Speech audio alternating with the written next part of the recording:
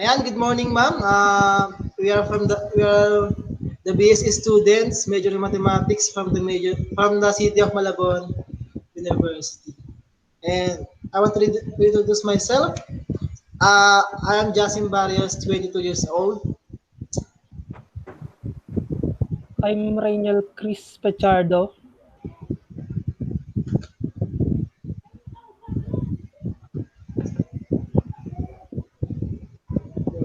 And Darajan de la Torre and Gerald Lerasan. And last is Daniel Aganta. So we thank you for giving your time for this interview.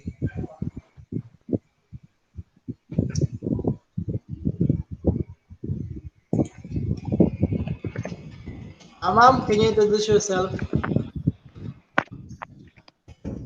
All right. I'm Hazelyn Uga, 26 years old, LPT, but hindi talaga ako graduate ng education actually. Nag-take lang ako ng 18 units, tapos nag-take din ako ng licensure examination for teacher. And yun nga, nakapasa tayo. Graduate talaga ako ng Bachelor of Science in Hotel and Restaurant Management. So I'm currently handling students under the Tech Book Senior High School at Dayton College of St. Adeline, Caloocan. Alright? So, yun lang muna. Yun lang. So, ayun po. Ayan. Start na Sige, po start tayo na sa tayo ng interview team. Proceed na po tayo sa ating first question. Um, for the first question, as a beginning teacher, what is your teaching philosophy? As a beginning teacher, I believe that every students are unique. And me, as a beginner, I have to assist my student in all aspect of their learnings. Like for example, I have to provide, dahil nga unique yung mga student natin, now, syempre lahat naman tayo unique, I have to provide different activities for the specific or specific student na kung saan, halimbawa, nahihirapan siya syempre hindi na reading ang kanyang medyo complex na. Halimbawa, nahihirapan siya sa mga activities. Like for example, nung nag face to face, dahil nga ang tinuturuan ko ay more on skills, I have to assist my students, most especially halimbawa sa mga cuttings, kasi nga tinuturo ko ay cookery and baking. So, kailangan ko siyang i-assist one by one. For example, sa measurement, okay. So, kasi hindi lahat ng student pare-pareha ng capabilities eh. So, kailangan nating, sa akin, kailangan tong i-assist yung student ko. Lalo-lalo na kapag may special needs siyang katulad ng mga ganun. Okay? And for the next question, sunod po. For our second question po, as a starting teacher po, what did you wish you would have known before teaching? I wish that sana natutunan ko ahead. Kasi adjustment sa akin, gaya nga ng sabi ko kanina, hindi ako talaga edu graduate. So, malaking adjustment for me to learn yung mga pedagogy of teaching. Di ba, we have the so-called pedagogy of teaching, what are the strategies na kailangan natin gawin. So, kailangan kong i-inject sa sarili ko yung mga ganun. So, siguro ay yung dapat na una pa lang na nalaman ko siya. Kasi ang Prof Ed, ano lang siya isang SEM. So, mahirap siyang i-inject for that certain period of time lang. Yun siguro, yung pedagogy of teaching. Next po for the third question. Okay, next for the third question. Hi, ma'am. What is your teaching ethics? Teaching ethics. Sa akin, kahit kayo, at sa akin siguro muna. Siyempre ako muna, di ba? So, siguro yung teaching ethics na dapat na meron pinopossess ako is that yung good traits or yung characteristics ng isang teacher na kailangan strong. Kasi ako sa face-to-face talagang kailangan you stand with your authority. Kailangan malaman ng student na teacher ka at siya student siya. But then, kailangan you have to be respectful din sa akin. I do respect my student, most especially in approaching them. Kasi ngayon, ang mga bata, very emotional. Nagkamali ka lang ng mga salita, ipopost ka na niyan. O, di ba? Nagkamali ka Yes, lang ma'am. ng, di ba? Ang mga bata, ganun ngayon eh. So, I have to be, isa sa mga teaching ethics na talagang pinapractice ko is that, being respectful. Kasi you as a student, kailangan nyo rin ng respeto eh. Diba? So, yun. And also, siguro yung pagiging strong. Kasi pagka nakita ng student na medyo, ay, easy go lucky lang si ma'am, okay lang si ma'am. Diba? So, hindi ka na makakapag-develop agad ng authority. Yun.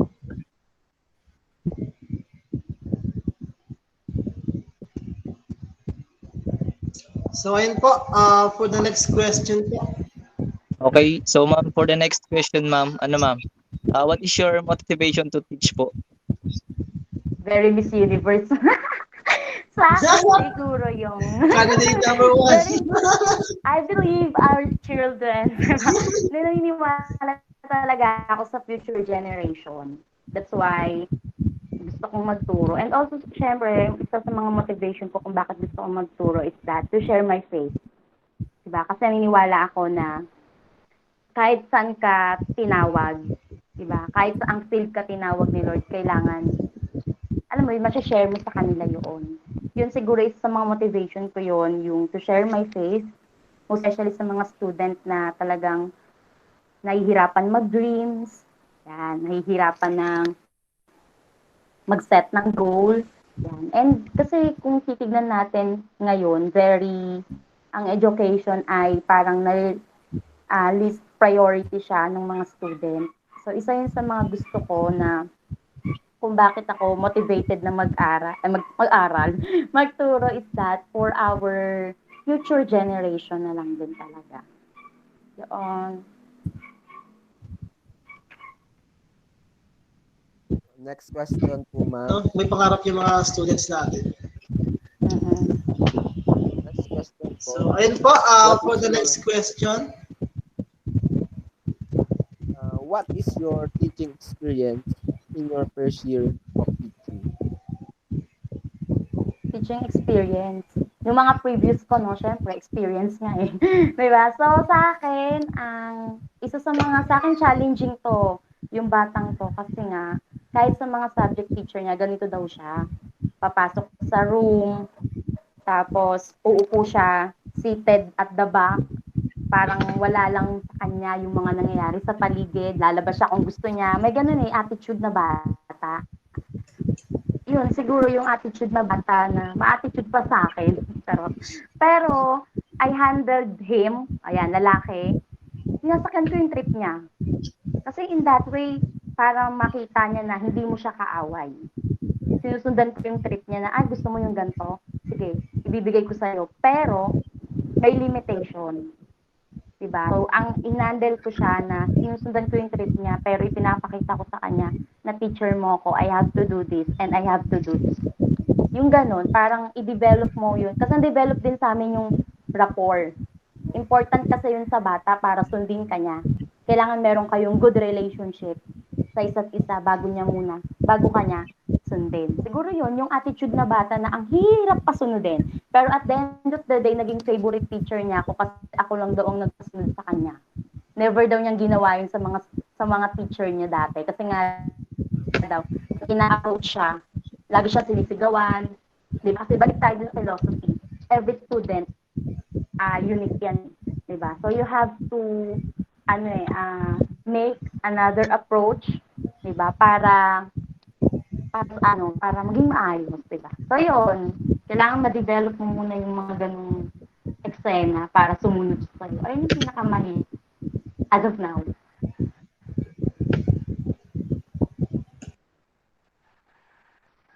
Okay po. Next question po. What is your teaching strategy to be able to students understand the lesson? Nung face-to-face, talagang demo kami. Kasi skills, di ba? So, ang bata, kapag ka skills, tapos kinultuhan mo lang siya, tutulugan ka niyan. Di ba? So, what I did is that, talagang ipinapakita mo. May instances pa na nagdala ako sa school ng mga measuring cup, nagdala pa ako sa school ng mixing bowl, di ba, sa klase, kasi nga, sarado pa yung kitchen noon. So, talagang gagawa ka ng ways. Siguro, ayun yung demo and video presentation. Yung video presentation, ano yan, backup yan for the student na iba naman yung strategy nila to learn. Diba? So, yun, strategy ko is yung demo and yung video presentation para mabilis nilang mag-grasp yung yung lesson.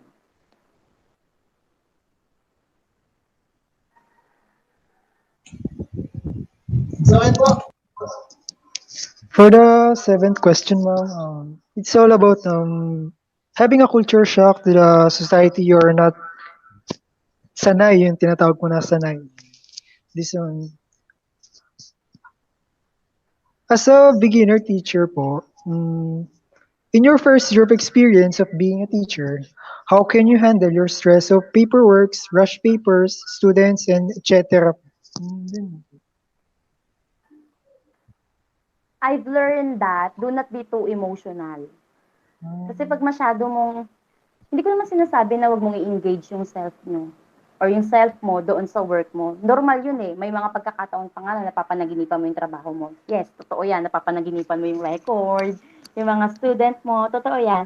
Pero but then, after that, wag maging, na-experience ko before wag masyadong maging emotional sa work. Kasi lilipas yung work na yan eh. Diba? So, all you have to do is poise under pressure na kahit na stress ka, kahit na kailangan maganda ka pa din, charot lang. Diba? So, kailangan, huwag ka masyadong emotional, huwag mo masyadong dibdibin ng mga pangyayari. Kung nangyari yan ngayon, hindi naman yan yung nag-describe ng totality mo eh. Diba? If something happened na hindi maganda, diba? So, huwag tayong maging emotional. Sa akin, tinuro din sa akin na huwag maging masyadong emotional, huwag magpadala sa stress, yun. Talagang sa una lang po talaga siya na culture shock nga po. Totoo yan. Oh. Siyempre, talagang hindi naman naiiwasan yun eh. But then, you have to see to it na you guard your, pa rin, yung sarili mo. Kasi pag too emotional naman kasi tayo, hindi tayo magiging productive. So, kailangan ano mo muna lahat ng mga negative, yung mga stressor mo, tanggalin mo muna yan. Diba? Kasi din naman yung makakatulong sa sarili mo. Yun lang. Thank you po, ma'am. For our last question po, can you give us some advices that we can use as a future teacher in the near future? Yan. Ang advice na mabibig ko is that stop when it is necessary. Pag pagod ka na, magpahinga ka. Diba? Kasi totoo, hindi naman maiiwasan na mapagod ka, lalo na sa paperwork. Nowadays, sobrang daming mga papel. Diba? So, hindi maiiwasan yun eh. Pero you stop when it is necessary. Huwag mong pilitin yung sarili mo na mag-work nang wala ka pa sa wisyo. Kasi ikaw yung emotional health mo yung magsasuffer. Yung mental health mo yung magsasuffer. Diba? And medyo cliche man pakinggan ito, pero ang ginagawa ko, I pray. Kasi in that way, talagang maa-unleash yung mga bagay na dapat maalis sa'yo. Diba? Mabibigyan ka ng panibagong strength. Yan. And pangatlo is that yung body-body relationship. Kasi ito yung kapag na-stress ka na, aside from kung you pray, aside from the Lord, you have this relationship sa ibang yung mga friend mo na talagang pwede mong pagsabihan ng mga stress mo sa life kasi teacher ka at ang dami mong hinahawakang student.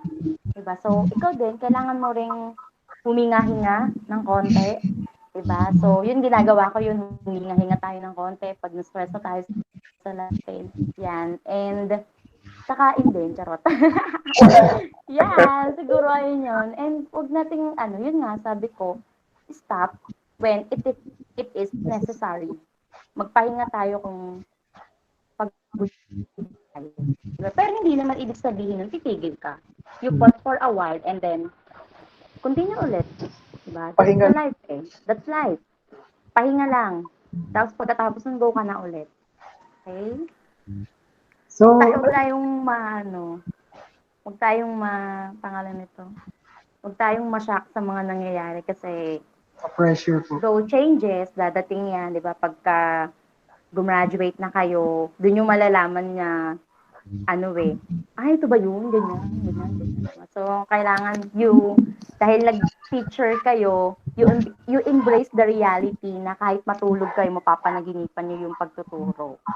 Diba? Pero yun nga, kailangan, alam mo din kung, yes, totoo yan, diba? So, kailangan din na magpahinga kung kinakailangan. Importante pa din na protektahan mo yung mental health and emotional health mo din. Kasi maapektuhan yung mga student mo eh.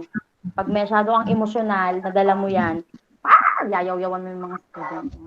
So you have to protect also yourself then dun sa mga bagay mo. Okay?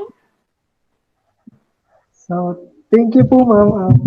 Yun lang po yung last question namin. Thank you po.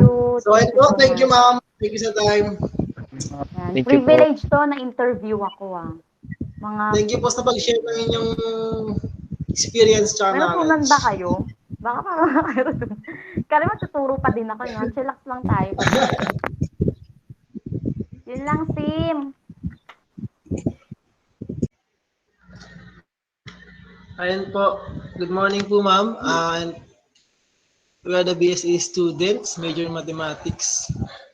So, thank you po sa pagbigay ng time para po sa maikling interview. So, ayun po for question number 1.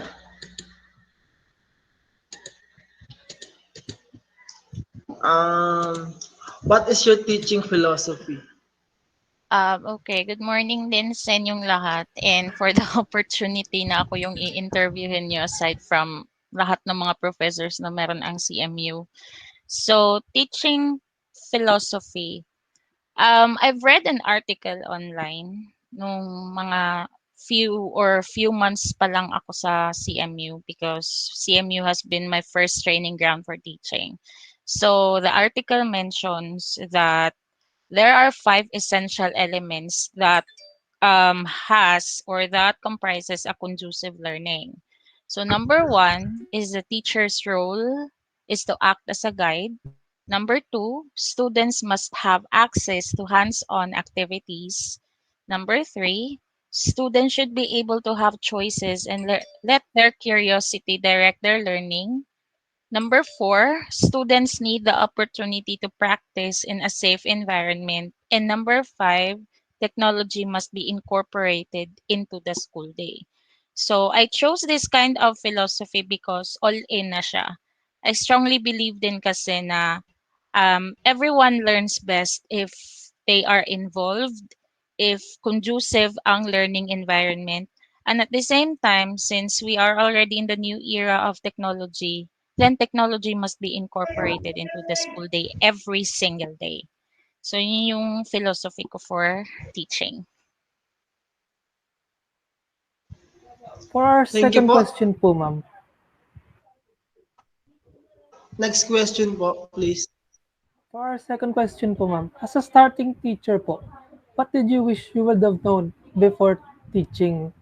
I thought madali lang magturo. Yung tipong pagpasok mo sa classroom, for as long as you already have your visuals, you already know what you teach, then it's okay. Unfortunately, it's a prank pala. Madami pang underlying events na hindi ko alam. And I thought I knew na okay lang pala ako magturo kahit na first time kong magturo sa isang academe. However, it came to my realization when I started teaching, Tapos yung first students ko pa ay first year during that time. Pag nasa harap ka na pala ng 50 estudyante, manlalambot ka pala. Lalo na kapag hindi mo alam kung ano yung gagawin mo since it's your first day. So, kung na-prepare ko siya, if hindi ako masyadong naging confident na ganito lang pala kadali yung teaching, to the point na sabi ko before na napakamani lang yung teaching sa lahat ng mga profession. But it's hard pala. So I wish I could have known it better before I started so that I have prepared much. But everything is a learning experience. So magsisimula talaga tayo sa una. So yun lang. That's how I wanted to answer your second question. Good morning, ma'am. For the third question po, ma'am, ano po yung ma'am? What is your teaching ethics po? Okay, so I have two. Number one, don't let your salary go into your head and compare it to your workload in school. And number two, after you pass the licensure exam for teachers, you promised an oath or you did have an oath prior to getting your license. So use that oath as your motivation to teach well while you are in a classroom. And at the same time, working as a teacher is really, really hard and they are less compensated. So don't let your salary be your motivation not to teach well just because you have a lesser salary. So that's it for me. Ma'am, for the number 4 po, ano po yung ma'am? What is your motivation to teach po? Okay, so madami. Pero what really triggered me and motivated me much into teaching is my mom who passed away in 2018. So siya kasi talaga yung nag-push sa akin na mag-edu kahit na ayaw ko talaga mag-edu before. But because I really wanted to have a degree, napilitan akong mag-edu. So I graduated in 2008. And then I only started teaching in 2019. So imagine there was an 11-year gap. So na-realize ko lahat yan nung nawala na siya na she prepared me to become like this. And she knows better than I do. So medyo nanghinayang ako dun sa 11 years na I should have started earlier than starting in 2019. So, yun yung mga realizations. And she's one of the motivation that I have. Number two, of course, is my immediate family, my kids, my partner, because I earn a living and I am the breadwinner. So, extra income siya. And number three, as I progress in teaching, hindi lang ako nagtuturo, but at the same time, I am also learning with the type of students that I have, with the number of subjects that I teach, and every day is a learning experience. So yun yung tatlo kong motivation.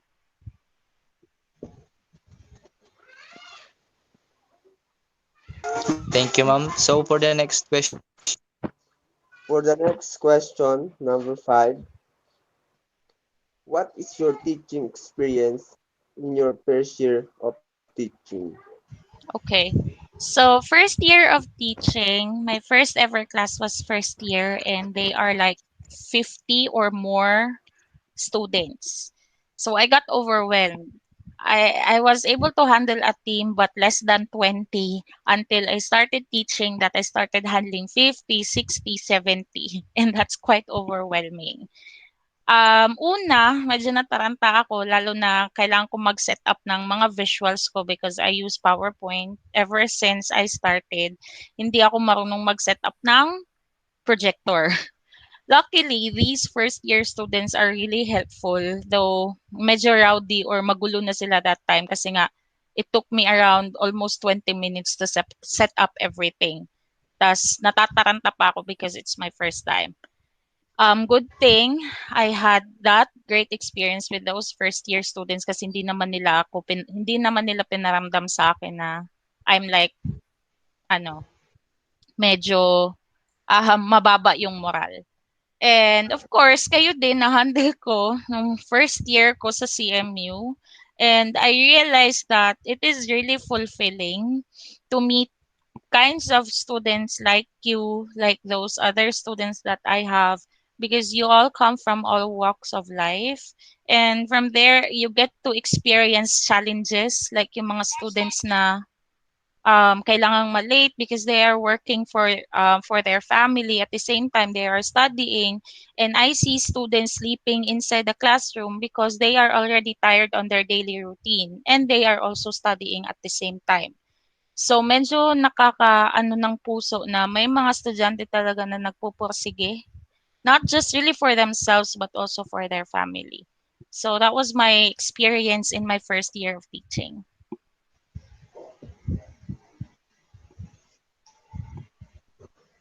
Question number 6.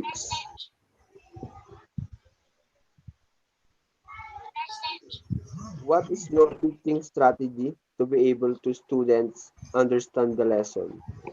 Okay, there's only one thing that I have. I will have it aligned with my teaching philosophy as what I have mentioned earlier. If students do have a conducive environment, not just really the classroom setup, but how they are going to have a relationship with their classmates and their teacher, I think it goes hand in hand.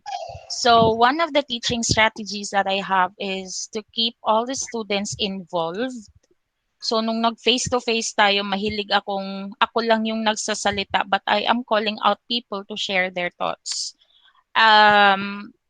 Nung nag-online class din tayo, I am also quite keen of asking you guys if you are able to understand what I am saying, or if you have other thoughts, or if you wanted to practice what you need to practice. So making students experience what they need to experience will actually retain their learning better than those students who really are not involved. And I think dapat yun talaga yung unang priority ng mga educators.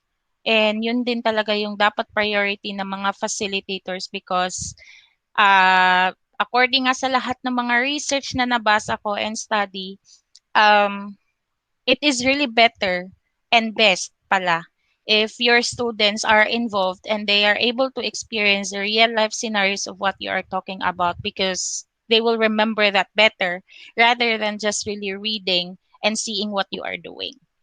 So yan.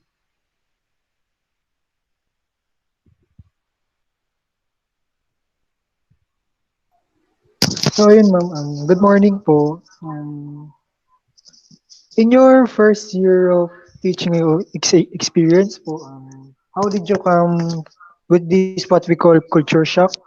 And how did you handle paperwork, stress, rush papers, students, and etc. po? In my first year na kasi, I mean, prior to teaching, I am already used to stress. I mean, kambal naman na ata natin yan. Ever since, even students tayo or even if we are already working. So, nakapag-adjust na ako niyan. How I handle paperwork, rush deadlines, students and whatnot, I am able to handle a team prior to teaching. So, I am already used to um, coordinating with people, submitting deadlines on time, or even those rush paperwork and all that. So parang hindi na siya masyadong mahirap para sa akin because I have already experienced that. In terms of culture shock, um, medyo na culture shock lang ako for the number of people that I have to handle in every class. So, for example, in one section, I have like around 40 to 50 students. And during my first year, I have like 13 subjects. So imagine if you have 13 subjects and you have like around 40 to 50 students, you are talking about more than 500 students that you have to handle in one semester. So that's the culture shock that I have. Pero I was able to cope with naman na kasi nasanay na ako na ganun talaga kadami yung estudyante sa CMU in one section.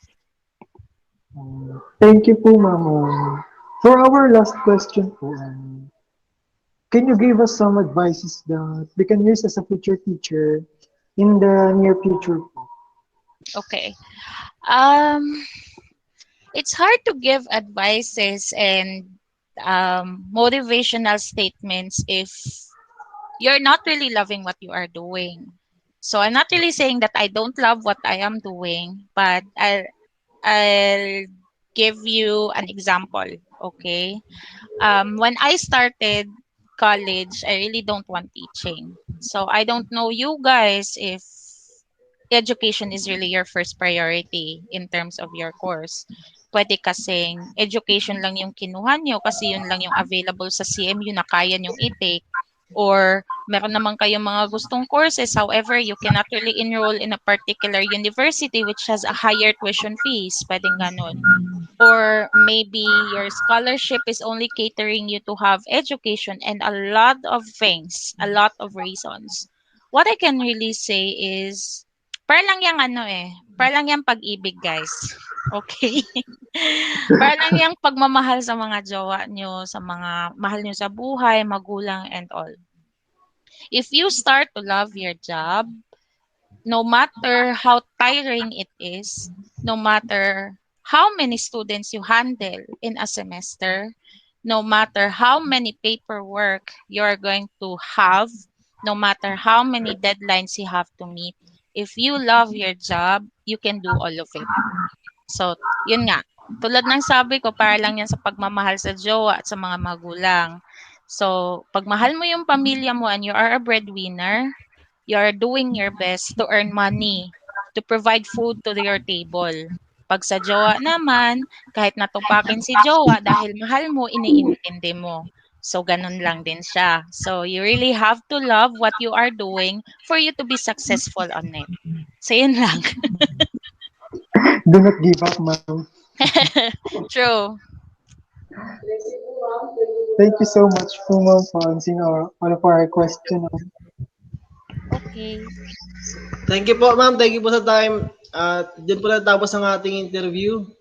And have a good day po. God bless. Thank you po sa time. Salamat din. Bye-bye.